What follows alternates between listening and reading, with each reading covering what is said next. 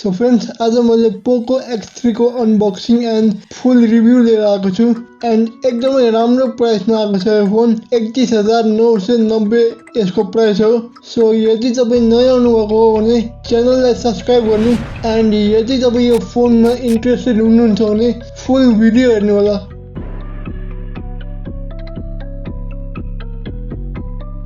So बक्समा खासै केही पनि कुरा दिएको छैन। तपाईले यसमा कभर देख्न सक्नुहुन्छ जुन चाहिँ एकदमै राम्रो कुरा हो एन्ड कभर पनि एकदमै राम्रो क्वालिटीको दिएको छ। त्यसपछि फोन पाउन सक्नुहुन्छ। फोन चाहिँ अलिकति हेभी छ, अरू फोनको कम्पेयरमा अलिकति हेभी छ फोन चाहिँ। त्यसपछि 33 वाटको फास्ट चार्जर दिएको रहेछ अनि तपाईले टाइप सी केबल पाउन सक्नुहुन्छ। केबलको क्वालिटी पनि राम्रो लाग्यो, राम्रै क्वालिटीको दिएको रहेछ। अब चाहिँ फोनको बारे कुरा गरौँ। फोन चाहिँ अलिकति हेभी छ, अलिकति हेभी नै लाग्यो फोन चाहिँ। पहिला यसको डिस्प्लेको कुरा गरौँ। 6.67 इन्चको IPS LCD प्यानल दिएको छ जसमा 120 हर्जको रिफ्रेस रेट एन्ड 240 हर्जको टच स्याम्पलिङ रेट दिएको छ अनि गोरिल्ला ग्लास 5 को प्रोटेक्सन पनि दिएको छ। यो चाहिँ राम्रो कुरा हो। यो भयो डिस्प्लेको बारे। अब यो फोनको पछाडिको डिजाइन हेर्नुहुन्छ भने प्लास्टिक ब्याग दिएको छ जसमा ग्लसी फिनिस गरेको छ।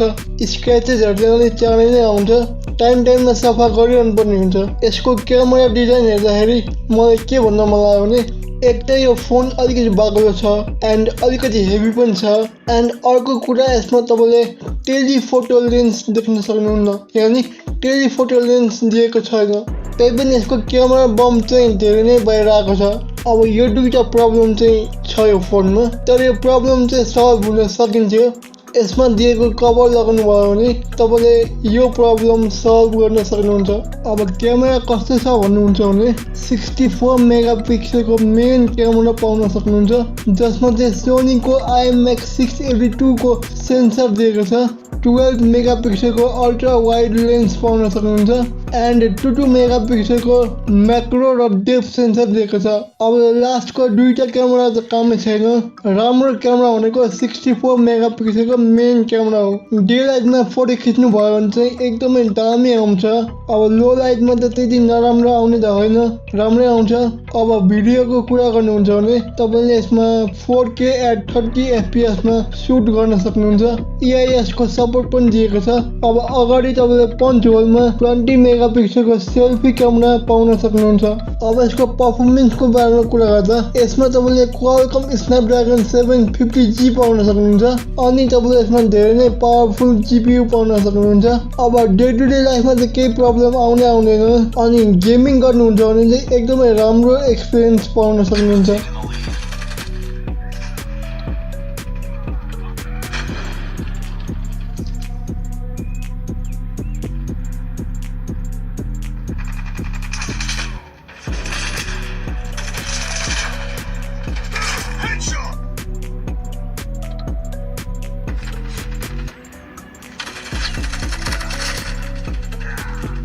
बाँकी कुरा गर्दा चाहिँ तपाईँले यसमा साइड माउन्टेड फिङ्गरप्रिन्ट पाउन सक्नुहुन्छ जसको पर्फर्मेन्स अलिक फास्ट नै छ एन्ड अर्को तपाईँले यसमा डुअल स्पिकर दिएको छ।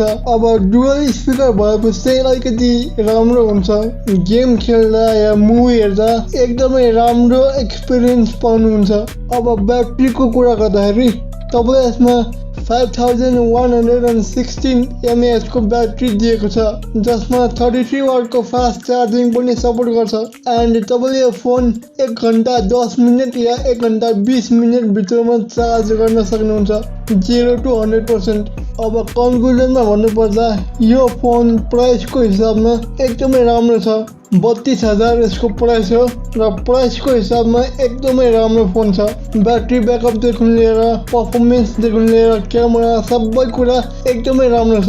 सो तपाईँले यो फोन कस्तो लाग्यो कमेन्टमा आफ्नो ओपिनियन लेख्नु होला र भिडियो मन पर्छ भने लाइक गर्नु, सेयर गर्नु, कमेन्ट गर्नु एन्ड नयाँ आउनुभएको छ भने प्लिज यहाँ सब्स्क्राइब गर्नु, अलिकति सपोर्ट गर्नु एन्ड यदि तपाईँले यस्तै अनबक्सिङ एन्ड रिभ्यूहरू हेर्न चाहनुहुन्छ भने subscribe गर्नु। So I'll see you back on next video with a new topic. This was Mr. Jerry signing off.